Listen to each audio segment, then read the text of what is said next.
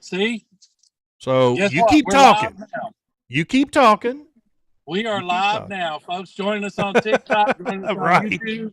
We're doing the normal stall. We're so prepared on this show, as you can tell. We're so professional. All right, there we go. It's all good. Yeah, Mr. Joe Hier is on with us tonight with Hollywood YouTube, and I was blown away, man. I had seen some performances on YouTube. YouTube's great, of course. I had seen these guys performing, and I was just shocked. And some kind of more important people were shocked too that he got to perform with back in 2016. And we'll get into that here as we talk with him a little bit too. But Joe, how are you, man? I'm doing good. How are you? By the way, I'm going to do the Brady Bunch thing. Are you in your driveway? Who knows where he ever is? Actually, right now I am parked in front of a hospital. My brother-in-law got put in the ER today. So my wife and my mother-in-law are inside. So I'm actually in the parking lot. Burning up, I'm sure. I'm taking this show on the road. We're going to new heights. Okay. Yeah. So I'm the only one, out of the two of us, I'm the only one having a little bit of a comfortable scene here. I'm sure you're burning up in the car, man. But we appreciate you joining us. Hey, Joe, first of all, interesting bio stuff I read about you. You remember back as being very, very young age where you could barely touch the piano keys. So that must have stuck out to you and was encouraging. So obviously music started very important in your life at an early age. Oh, it's a story that has like so many aspects to it. I'm an adopted person. So yes. As I grew older, music was always just in my head, and in my family that I was adopted to, never had like musical backgrounds or whatever. But I would always like be drawn to the piano or any musical instrument really. But and so it was very interesting for me to see that Bono himself actually said the same thing, that when he was a little tyke, he would reach up and pull down on the piano keys. Same thing I did, So we just wanted to hear melodies, Yeah. So it's really amazing. But and then I actually looked and found my biological parents, and they're all musical. They all play piano. Isn't that amazing? It all at the end, if you will. Yeah. Well, that kind of leads me into something I kind of like to find out. Who were some of your early influences in music? Okay, musically, right? Yes. My brother introduced me to a lot of. I have a brother and a sister who are also adopted from different families. So, but growing up, my brother introduced me to lots of bands, like everything from Bob Seger to to Led Zeppelin. I mean, Jimmy Page is my hero, 100%. Absolutely, yeah. Next is The Edge from U2, and they're pretty much right there. But yeah, and some of the bands that he introduced me to, I didn't like, but I would say I love, first off, Led Zeppelin. Well, actually, before that, the Beatles. I mean, the Beatles are, like Sting said, the Beatles taught us all how to do it, right? Yes, sure. They're just unbelievable. So for me, it's the Beatles, and it's Led Zeppelin, and Van Halen's in there with David Lee Roth. You got it. One. Yep. You won that one, DH. I love Sammy Hagar, but Van Halen, David Lee Roth is my guy for that band. And Eddie, God rest his soul, an unbelievable guitar player. And I'm not really a metal guy, but I loved Ozzy Osbourne when Randy Rhoads was with him, because he's an amazing player. What a unbelievable duo together. Yeah. They brought out the best of each other. Amazing. Yeah. And there's also Aerosmith, early Aerosmith, Sure. not the more recent commercial stuff. I like the early stuff when Tyler was writing his own songs and they were all just, killing each other or whatever it was. It came out great. The result was great. Right. Yeah, so that's pretty much it. Kind of rock and roll, rock and roll, like hard boned rock and roll. Yeah. That's where but I also like, I also like some soft rock stuff. I mean, I don't even really have any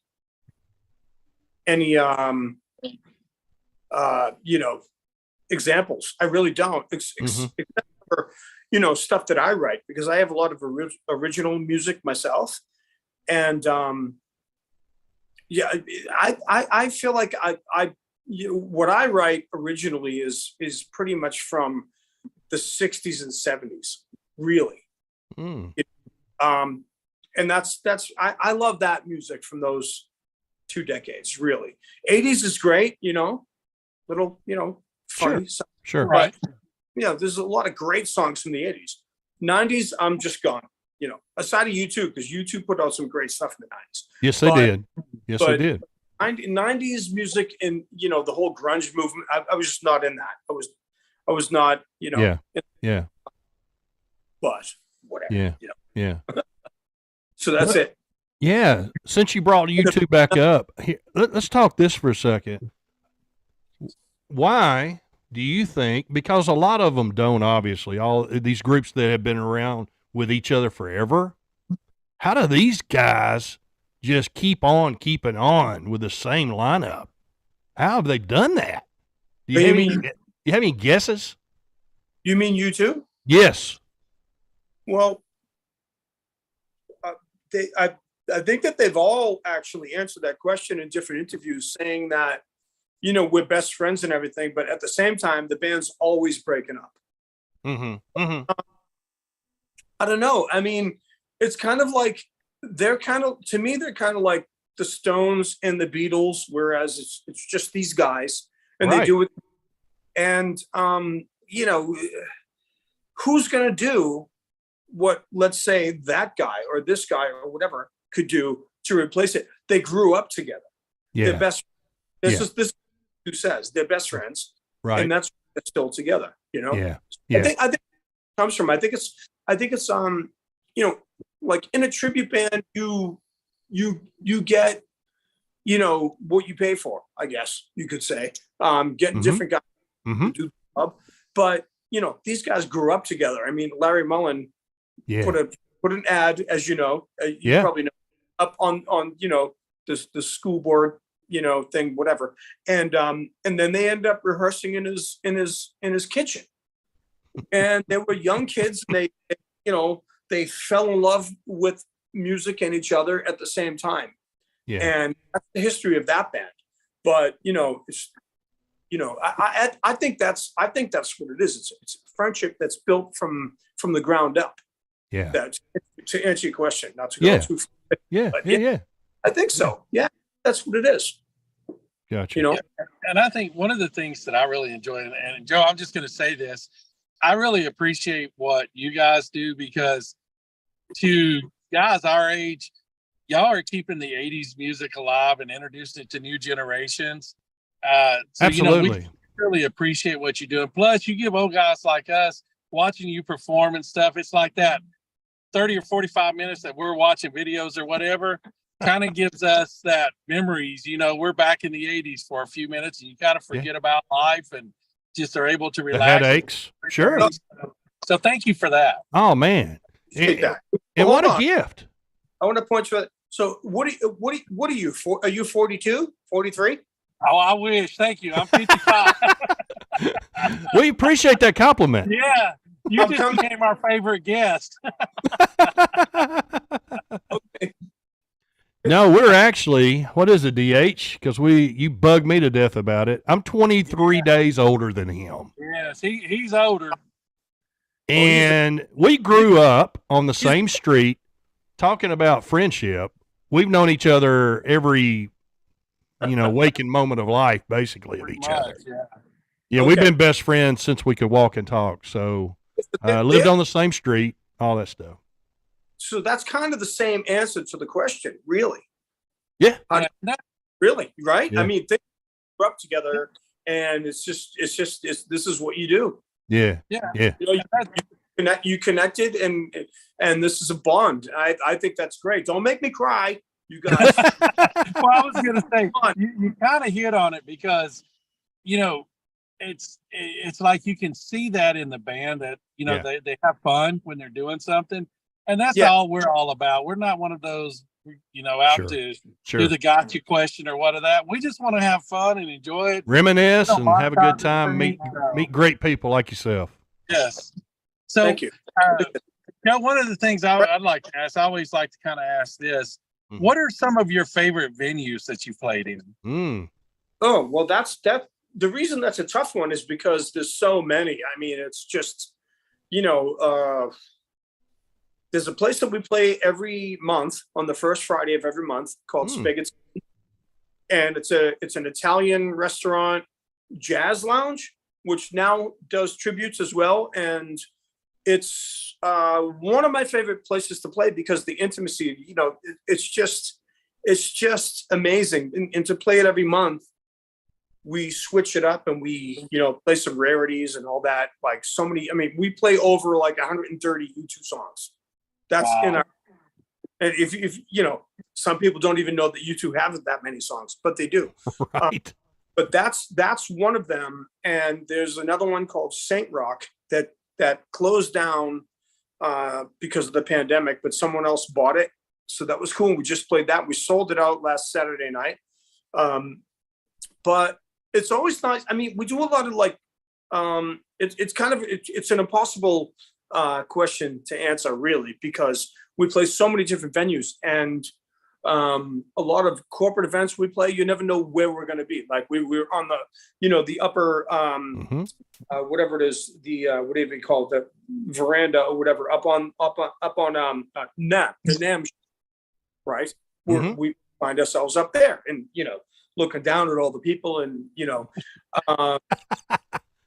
doing an incredible performance and everyone thought it was U2, people coming up crazy. So it's, in corporate events we could do, I've played for so many, this is by the way, this year marks 20 years of Hollywood U2.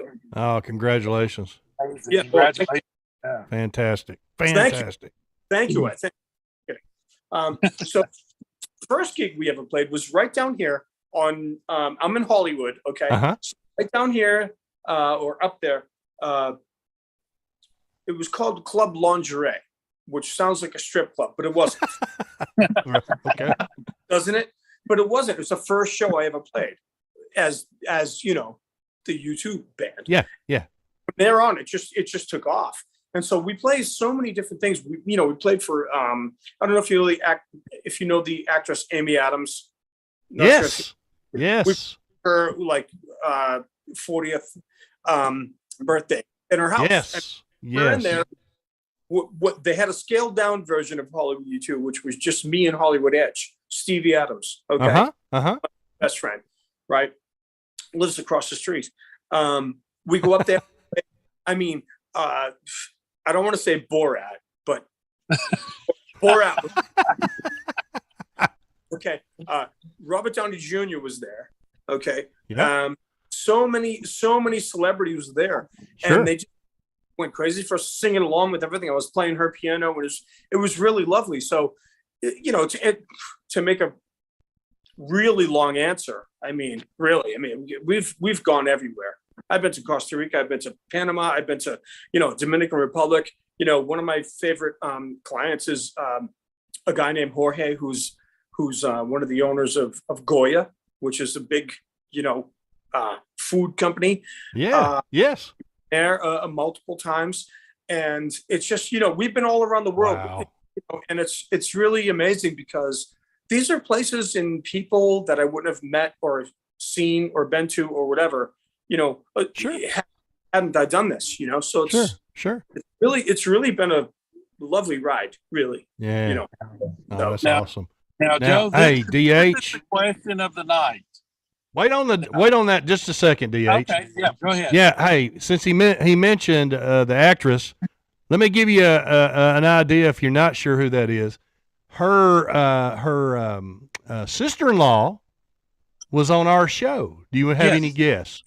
No way. Do you have any guess, DH, who that our guest was? I did before you asked me, because when he said the actress's name, I was like, we had her sister-in-law.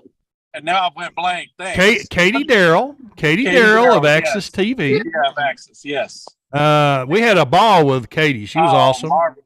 Great She interview. did, if you'll remember, she did the tournament bracket. Yes. Of all the bands. Yep. We went through and eliminated who was the best band and solo artist on the other side of the bracket. Me, right? She agreed with me, I think. Unfortunately, she did.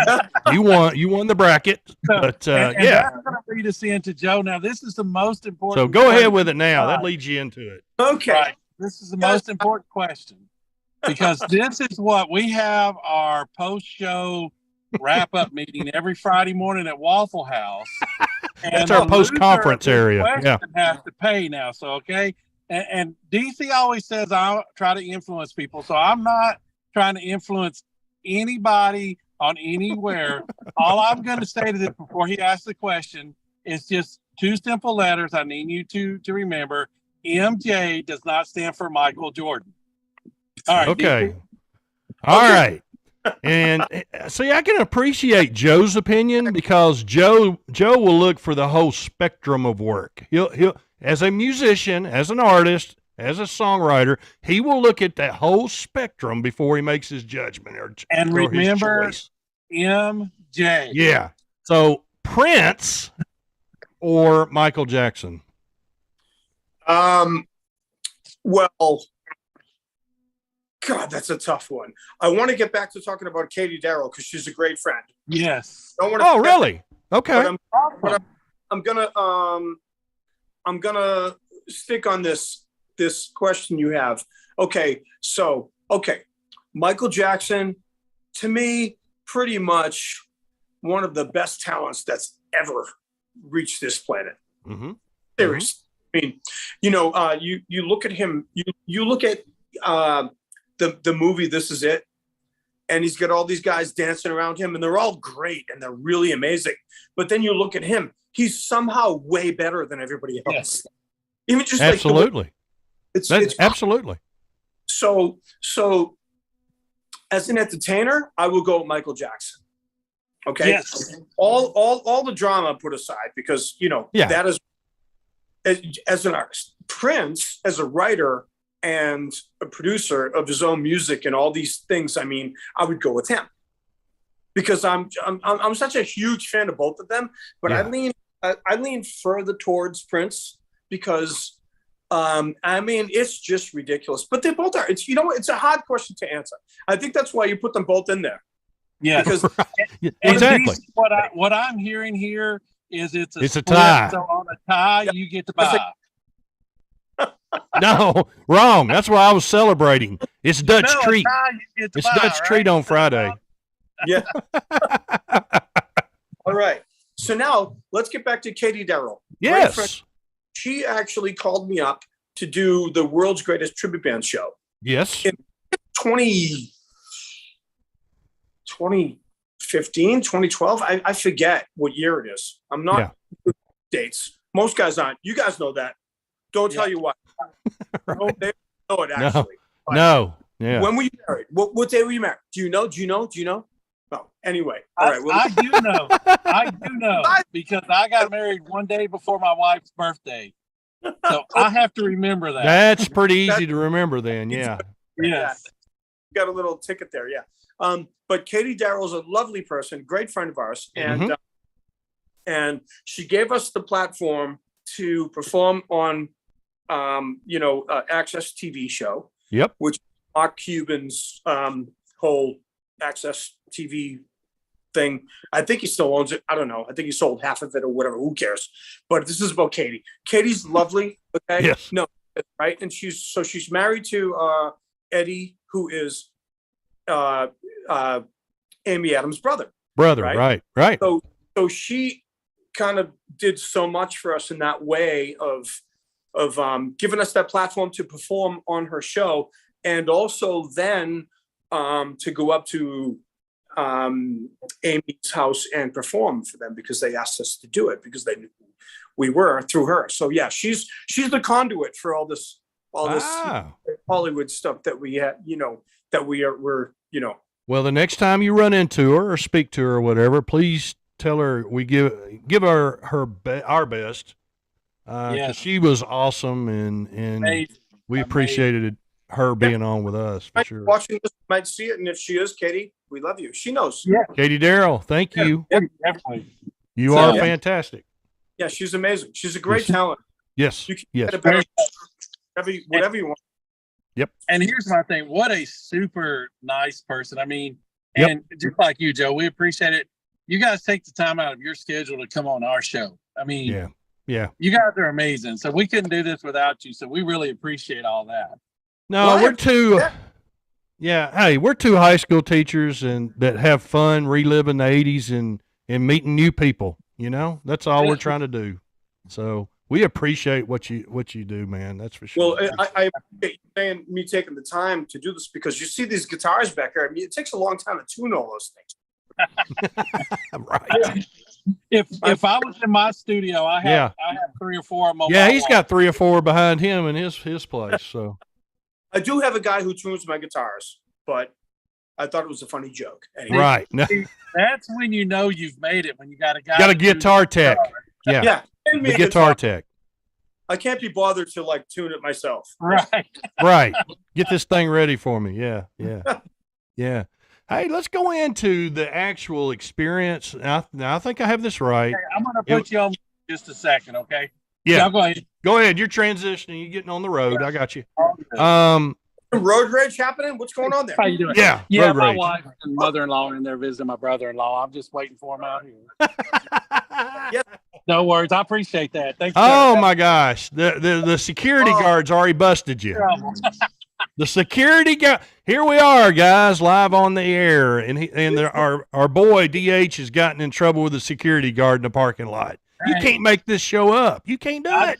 I appreciate what he's doing. He's doing his job and making sure everybody's safe. Right. He's making sure you're on the up and up, which you're not. But he wanted to do a cameo, but right.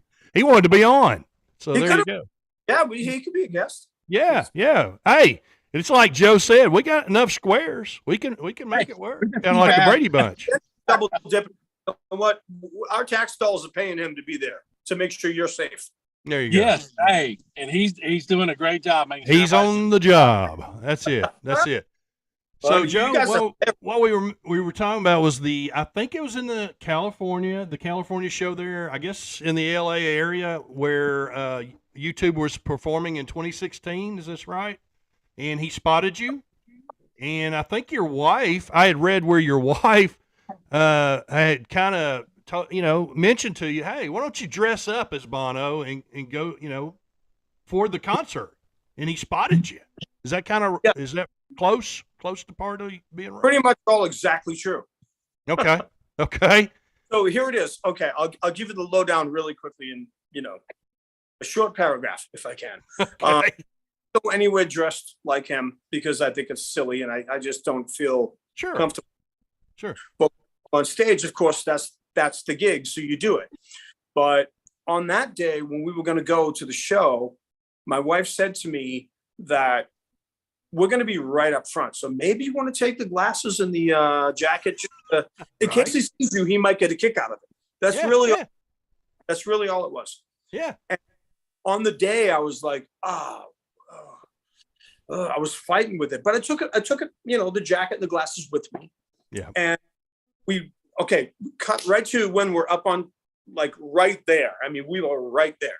Right. And he was singing the song Mysterious Ways, and he was facing the other way, but the spotlight was on him.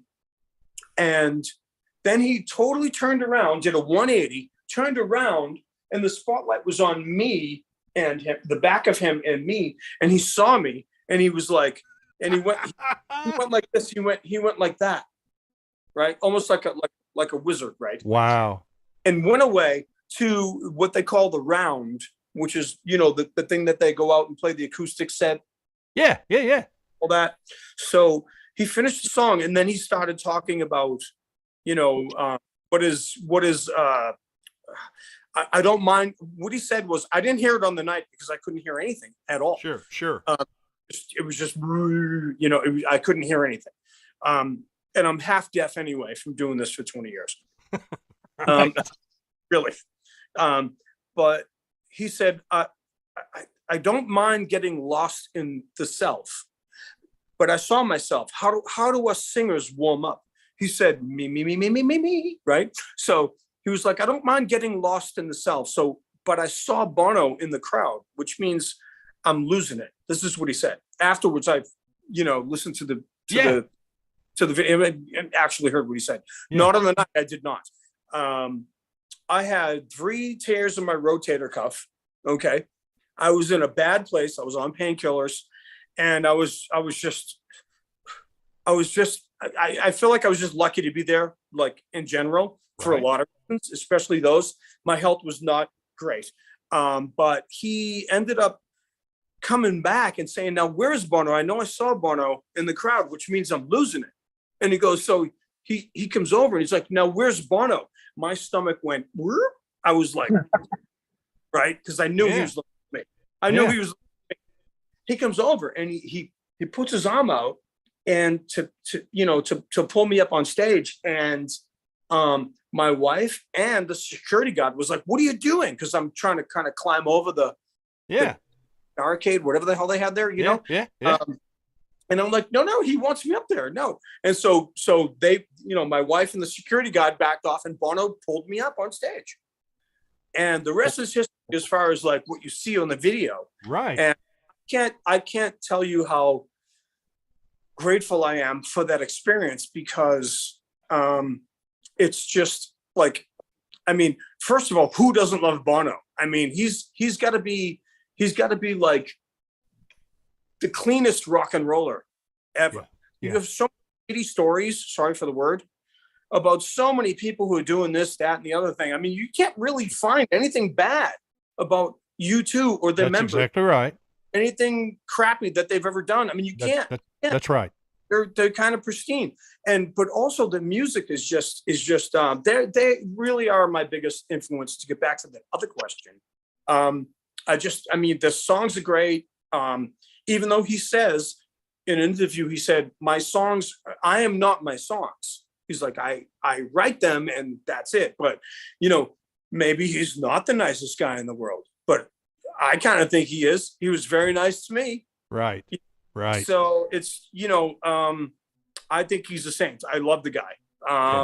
And that's pretty much it, because, and being up there with them, he actually gave me the microphone. You probably saw that. Yep. I can't believe that happened still. And I don't watch it like over and over again. I saw it a couple times and I'm like, from different angles and whatnot. Right. But I'm a really, really shy person. I really am, which is weird that that you're a performer. Yeah. Very, very shy. I really am. So I don't like to watch. Very interesting. Yeah. Like Johnny Depp's never seen any of his movies, apparently. Yeah. I've read that. I have read that. I'm not looking at it going, oh yeah, I was great. Oh yeah, me. No, not at all. I'm not that guy. Right. But I know that people love it. And it, I kind of stumbled over it, really, to be honest with you, how I came into doing it in the first place. A friend of mine back in Boston was probably, I think, another question you're going to have about how did I even get into it? Yeah. That was going to be the follow-up. Yeah. Yeah. A friend of mine, Tom Baker, and his older brother, John Baker, who's no longer with us. He was blind. My mentors. And I just, they're playing shows at these pubs and, bars and whatnot. And they say, hey, who wants to come up and sing tonight? It was almost like a live, karaoke thing, And so Tommy's like, Joey, get up here, sing a song, and I wasn't a singer. And I still don't even fancy myself as a singer, to be honest, but I guess I'm doing okay in that way. Yeah, I'd say so.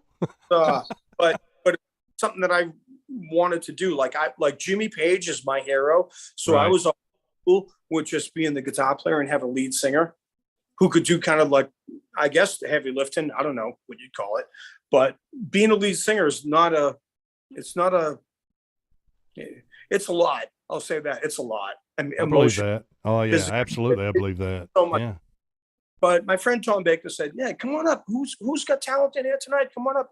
He had me come up and sing a song. He's like, "What do you want to sing?" And then at the time, and we're talking about 30 years ago, I was like, "Oh, let's do a U2 song," because I was into them at the time, and it was so he sang like "With or Without You" and "Still and Found What I'm Looking For" and like "Bullet the Blue Sky" or something, and the whole place went nuts. And so I got people who I know, every single one of them in the neighborhood who was in the bar. They come up and say, you look like them kind of too. Maybe you should do this. You should do that. And that's something. Yeah. And then I tried to do it with some friends back then, and it didn't work out. And then I just sold my house in Boston and moved out to California, but not with the intention to do a U2 tribute at all. I was going to be like in my mind, I was going to be like behind the scenes guy who does music for films and commercials and all that. Cause I did a lot of that back there in Boston with Bill Miller, great producer and director back there. Directs like Lakers games and all these, 10 cameras, all this stuff. Great guy. Taught me a lot. But I did not come out here to do the U2 thing. But when I come out here to do, I wanted to get away from Boston because I thought, well, the market for music in general just is not there. It wasn't there, still kind of isn't. It's like, you got to be out in LA or even New York or whatever, where actually going on. Sure. So, but when I came out, what I found was John Williams already has somebody probably ready to take over his work when he's gone and all this, if you know what I mean. Mm-hmm. Mm-hmm. That's it. Like, so, I found pretty quickly that, the world of the behind the scenes music is like, it's just, somebody's already ready for the next step. And I felt like it wasn't for me in that way where I go, well, maybe I will give this U2 tribute thing a go, Yeah. Maybe I'll step into these creepers and this outfit, see what happens. And when I did 2003 Club Lingerie right up here, like I said, on Sunset Boulevard, people went crazy. It just happened and it just grew. So, wow. I did not set out to do it. And, maybe that's a good thing. Still kind of always fighting it a little bit in the way where it feels a little silly, like, to dress up and act like you're someone else. I don't call myself a Bono impersonator. Like I don't, go out there in the street and glasses and try to talk like him. I can't do that. But people love Hollywood U2. People love it. Yes. So, I did something right out of not really knowing what I was doing. And that's something. On the way up. Isn't that funny? Because sometimes that's just how things work out, Yeah, I probably told it's fate. Yeah, that's awesome. That is awesome. Hey, talk to me about this. This was awful cool. Something you probably still do with your wife. The animation children's show? Oh, yeah. Yeah, that's talk about that. Yeah, making the music for that and all that good stuff. Okay, the way we actually met was I had an idea for a little character that had different traits and different, functions, what he would do. And I'm not the best artist, like with drawing things. And my now wife is very good. Like she will draw you with a pencil and you'll be like, oh my God, wow. Right. So she can make DH and DC a lot better than we are in real life. That's awesome. Tell us a little bit if you want something. Right. I was going to say. Right. Maybe we need some new promo pictures. Yeah. 25 years old. Yeah, sure. Exactly. Look a lot better than we do. But there's also apps that will do that for you. That's true. Yeah. That's a great point too. I tried to use one of those apps and it said, sorry, we can't help. Yeah, I can't fix you. Can't fix you. Yeah, that's right. It's right. Yeah. okay, all right. It's like, nope, too much, too old. Yeah, can't handle that. That's so funny. Okay, so you're as young as you feel, by the way. You know that. That's true. Yeah, right? They say that anyway. I'm about 85 right now. I bet you are. I bet you feel 85. Feel good. You're good. That's how I look. Yeah, there you go. There you go. So, meeting her in the first place, her and her niece were shopping at a mall, and we happened to be in a gig at the mall on a big stage outside, and they came over and saw us and discovered us, and then we started talking on Facebook and all that. And so I got to see her Facebook page, which she has these amazing drawings. She did a Bono, she did a Marilyn Monroe, she did like unbelievable. I mean, the art that she does is really just incredible. So I said, I at the time I was single and but I was really like career driven in the way where I wanted to get this thing off the ground that was in my mind about this children's show. So she drew the character that I asked her to draw. I'll send you guys something in the future. Okay. Yeah. Awesome. Because it's pretty great. And she agreed to do it. And I was like, oh, wow. I'm like, I mean, I almost crumbled with how perfect it was, what she drew to my, request. Yeah. And from there, the whole thing grew and we did the whole show. And after that, we fell in love. So, cool stuff. Yeah. That's pretty much it. But, when I send it to you, I'll send it to you guys so you can actually see. Yes. Yeah. Oh, love to. Whatever, but love to. Yeah. It's really something. It's really something. And I played it for my nephew back in Boston, and he just can't get enough of it. Like, he's just going, loves it. Yeah. Because of the babies. Let me see the babies. They're not, but they're little characters that live down in the grass. And it's really an amazing show. So, yeah. Well, I can't wait. How I met her. And that sounds like my 2-year-old grandson something he'd love to see. I was going to say, my grandbabies probably love it. Yeah, your grandkids would love it too. Yeah, absolutely. Yeah. Hey, guys, I'm going to take the picture off. I'm still going to be here on sound. I'm going to go pick them up at the door just so you know where I'm at. I'm still here. I'm not going anywhere. You're the man on the move. I'm telling you. You make the excitement, man, of the show. Yes, it's a process. Oh, hold on. Because you brought it up, what's with this moon landing? My wife is coming inside. I'm going to pick her up in a minute. They're just my brother-in-law. Hey, he might as well be on the show. You should have introduced him. Yes, sir. I'm fixing. She's on her way out. Thank you. You should have introduced him. Why don't they leave you alone? Yeah.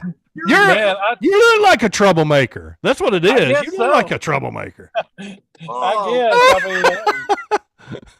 guess. You can't make this up, folks. I'm telling you. I know, I don't know. Hey, don't make me sick. Don't move the camera around and make me sick and all this stuff. Oh, are you still live on there? Oh, my gosh. And you're upside down now. Am I there? Hold on. Hey, just go ahead and take my picture off there. Hey, not on your lifetime would I take this picture off. This is good stuff. Got it now? Rest of the show? All right.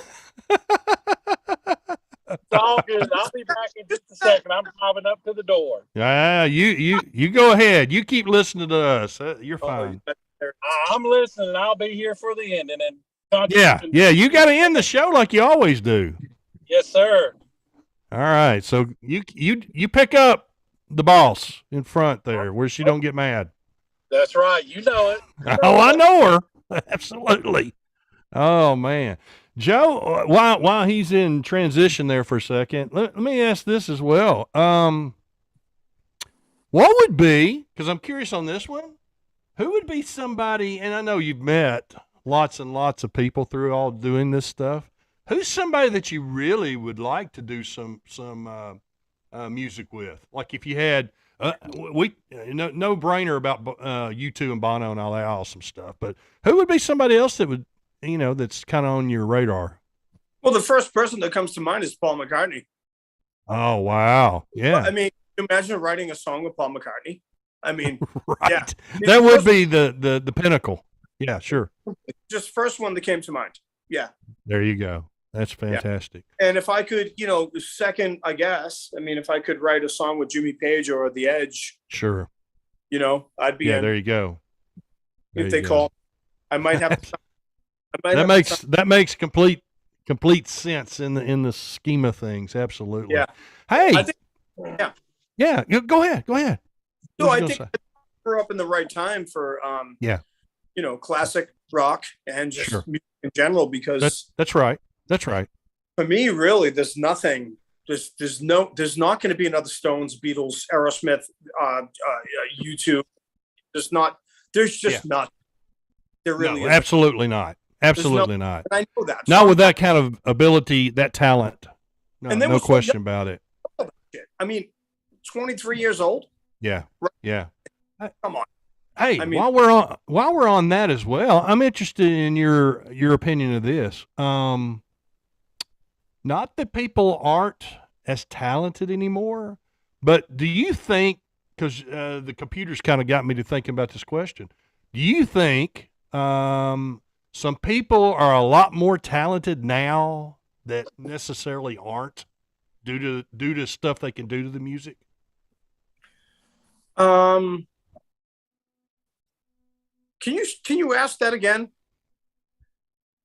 Do you think, because we were talking about all these great people that were coming up through the 60s, 70s and all that great stuff, and just the talent that they had. And that got me wondering about the computer age of things in the music industry, where some people may not be as talented as they possibly, they used to be, maybe, that's hit some of the pinnacle because of the computer age, to help tweak them a little bit and help them. Yeah. So I understand. Now I understand the question. I do think there's still massive talent just always out there coming around. Mm-hmm. It's coming up. I think that maybe I would have to say, in my opinion, I think that people who are talented, some of them, I cannot make a sweeping statement about anyone, but I think that, or any group or anything, I won't do that, because I know that everyone's different and blah, blah. Sure, right? Sure. But I think that the technology, the pitch correction, voice correction, don't like it at all. I don't like it at all. It makes people who are not talented sound either talented or gives them a false sense of their talent. Right. Whatever. Yeah. We didn't have that when we were growing up. If you sound like shit, you sound like shit. You gotta work. You gotta work on it. That sounds pretty common there, DH. I'm in his camp for sure on that. Yeah, so I'm kind of that same way. So there's no hope for us about. I don't think we got to help. Well, here's the thing. That's why we talk instead of sing. See, that ain't happening. No singing. I'm lucky to be talking very clearly sometimes. So there. Right. Fine. Yeah. I can. I'll do the singing in the shower, and that runs off the animals anyway. So that's fine. Right. That's a story for another podcast. Right. Showers. Yeah. Well, there you go. But to get back to it, I really feel like there are definitely a lot of really super talented people out there now, still coming up. I think is probably, I guess, in my opinion, again, to answer your question, not really in their favor, because it shouldn't be easy. It should be real. Yeah. You should write a real song with your own lyrics. That's right. And if you can't write a great song, then you can't write a great song. Then try to work. That's exactly right. How to write a great song, if that's what you want to do. That's why I look back on, I like to think that I grew up with the pioneers of rock and roll, Zeppelin. The Beatles. Yeah. Well, the Beatles always first, by the way, always first. Sure. Stones, Zeppelin. Aerosmith, early Van Halen. these bands, I mean, let's face it, they were raw and they just wrote and played their asses off. That's right. This is what we got, great songs that will last forever from that. Nowadays, That's right. I just don't see it. Yeah. Yeah. It's not going to stick. It's not going to stick like this other stuff is or has. Right. Yeah. But at least we have that. That's how I look at it. At least that's exactly right. That's exactly right. Yeah. Oh, fantastic. Hey, before we get out of here, Joe, tell us about some stuff that's coming up for you and all the places that folks can check you out on your social media and follow you and all that good stuff. Off the top of my head, I have a manager, so I don't know every single thing. Sure. One of the things that we're doing is in November in Florida, we're doing a Joe DiMaggio children's it's a children's cancer benefit thing. Oh, fantastic. So I'm in right away. I'm in. Sure. Right. We're doing that. Folks in Florida, make sure you check that out for sure. Get down there and support that. Absolutely. Make sure there's no hurricanes yet before we go. Yes. That's exactly right. It's already get them out of here. Yeah. Hurricane season hopefully is kind of ended. Yeah. Yeah, we love being involved with stuff like that. Anything that we do to help out. And I mean, it's just so many other shows that we have coming up.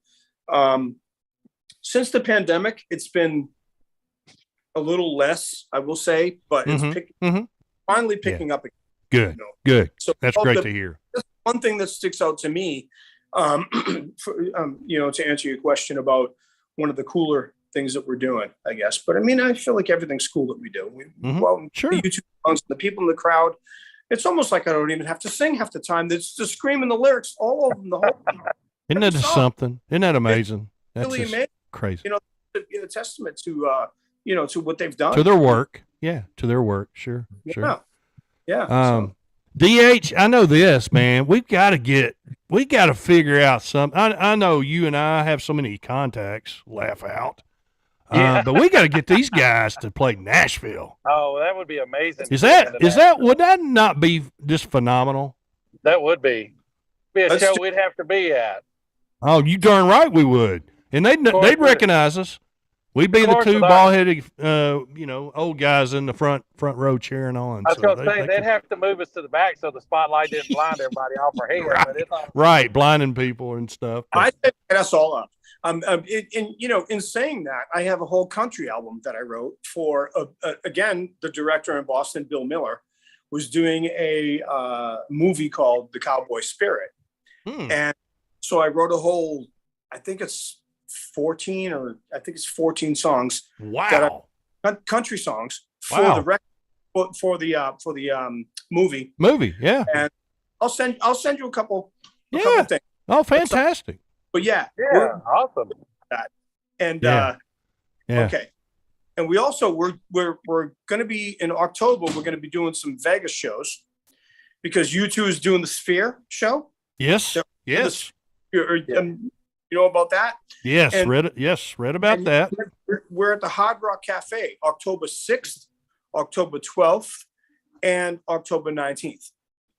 Okay. So let everybody know. A lot of people get your cheap airfare or airplane ticket. Get out there to Vegas and catch those shows for sure. Yeah. The 6th of October, the 12th, and talk to me. The 9th. What did you just say the other one was? And the 19th? Yeah. Awesome. 19th. Hard Rock Cafe. Yeah. DH, we may have to hop the plane and go. Yeah. Yeah. Forget school. We'll forget school and head out that way. The kids would be fine. They'll be fine. I think that's around that's a testing window. I think we'll be in place. Oh, we're in the testing window. Okay. Is he getting right now? What's going on? I can't see him. Yeah. I'm give us an update. Now, so I'm audio only. Yeah, I'm actually driving now, so I'm audio only. Don't look at a camera then. Yeah, don't do that. No.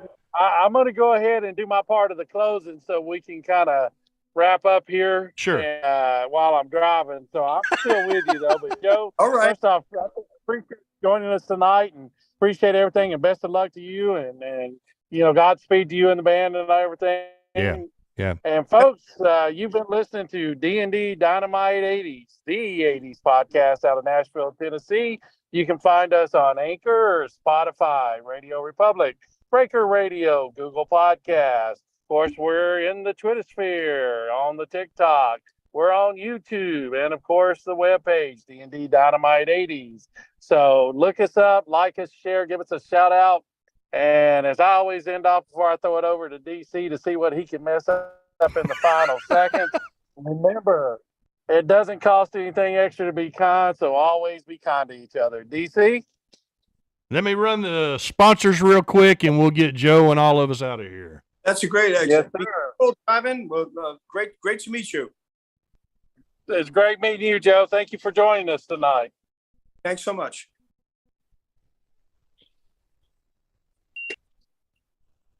All right. This is DC from D&D Dynamite 80s. We appreciate Joe Hier again with Hollywood U2 joining us from out in California. Hey, man, the very best to you. Let's keep in touch and keep pumping out those awesome YouTube videos because we appreciate that, man. It is you're amazing. You're amazing talent. All you guys are in the band, and we appreciate it. We're gonna figure it out. I'm a man on a mission. We're gonna figure out how to get you to Nashville for sure. We got to see a show live with you. Would love to do it. All right.